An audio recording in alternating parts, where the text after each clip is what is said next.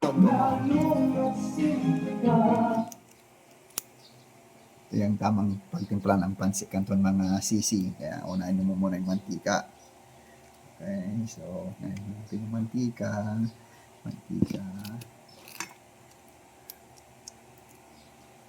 Yung oil. Pagkalagay mo dyan ng dalawang mga sisi, huwag mo nang ilalagay. Haluin mo muna.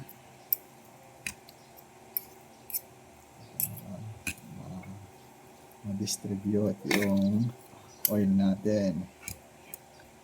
Yan. Okay. Tapos, ulit mo yung isa. Ganyan po. Ulit yung isa. Para balanse. Yan. Ayan.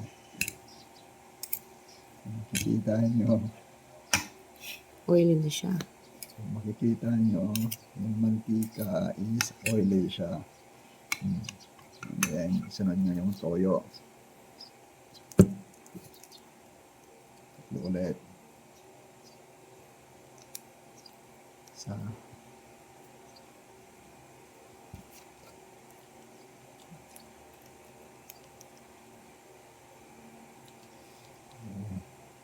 Kung muna ilalagay ulit yung isa sa dalawa lang muna.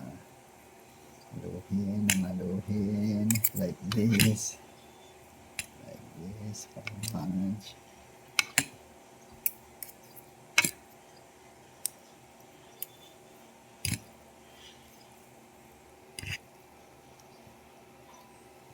Ayan. Ganun na. Lagyan ulit yung isa.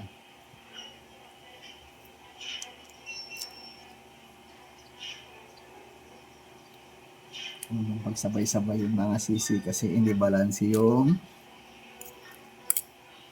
paghalo sa pag-distribute sa kanya. So, like this. Para ka lang nagluluto ng pansit.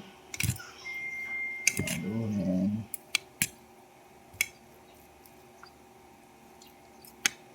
So, ayan. Kita nyo. Kita nyo. So, balanse.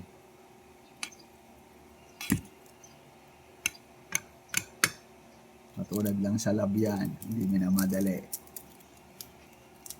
Tapos, sunod yung mga sisi. Ito ang ating powder. Yan. Ganyan lang ulit. Huwag nyo mamadaliin. Ang buhay hindi minamadali. Yan. So, ano nyo, mix ulit. Sulit natin So, mixing. So, mix nyo lang po. Distribute. Nice.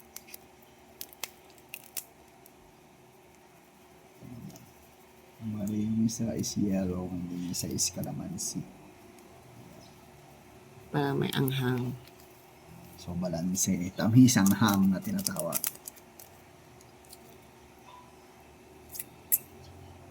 At tulad din sa relationship yan. Kailangan ng sweet at saka minsan kailangan mo rin ng hot o init sa pagmamahalan. So, after nyo ma-mix yan, so bawal mag-smile. So, after nyo ma-mix yan, lalagyan ulit natin yung sweet o sour.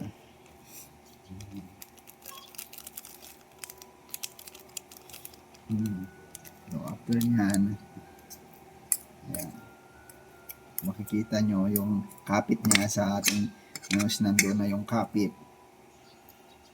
Kaya sa relationship, kailangan nyo rin kumapit. Nagluluto.